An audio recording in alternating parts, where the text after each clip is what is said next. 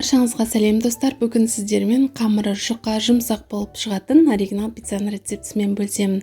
Және оның оригинал соусын қалай дайындаймыз, соны толық видеода көрсететін боламын. Менімен бірге болыңыздар. Ең алдымен шұңғыл ыдысымызға 400 грамм електен өткізілген ұнды аламыз. Араларын ашып, су құюға дайындаймыз. 200 мл қол күймейтіндей жылы суды алып құямыз. Оның үстіне 1 шай қасық тұз, 1 шай қасықпен шекер, 1 шай қасық ашытқы және 30 мл зәйтүн майын құямыз. Зәйтүн майы болмаса, сұйық майды қойсаңыздар болады. Және орташа қаттылықта қамыр илейміз.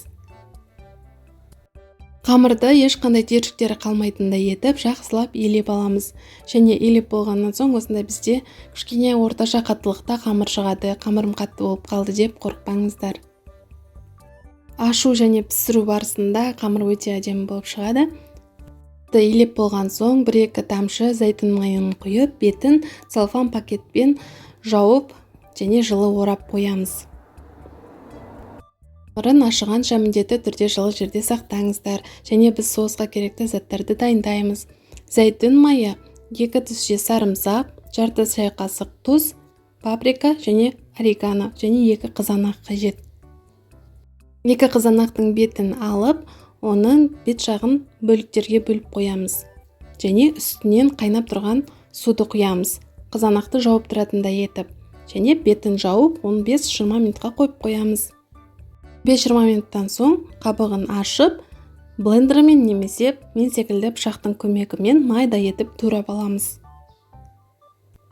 Егер блендер болмаса, мен секілді ыстық суға салсаңыздар, пышақтың көмегімен өте жақсы езіледі. Соусын дайындауға кірісеміз. Қызып тұрған табаға зәйтүн майын құямыз. Сонан соң сарымсақты саламыз. 5-6 секунд қуырамыз, оның үстінен орегано саламыз. Орегано шөбінде 5-6 секунд қана қуырамыз. Күйіп кетпеуі қажет. Сонан соң қызанақты саламыз. Қызанақты да небәрі 1-2 минуттай ғана қуырамыз. Оның үстінен жарты шай қасық тұз, 1 шай қасық паприка саламыз, тағы да жақсылап араластырамыз.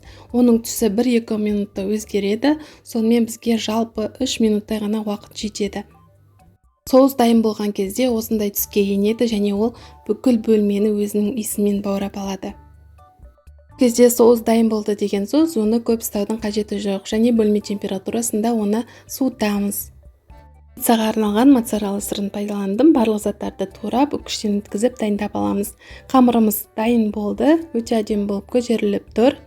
Енді қамырды 2 бөлікке бөлеміз.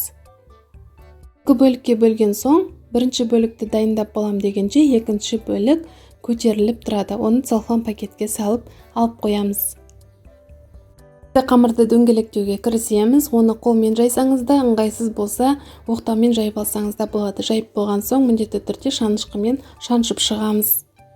Дайын болған қамырға жасап алған суып тұрған соусты құямыз. Барлық шетіне тиетіндей етіп әдемілеп жайып аламыз.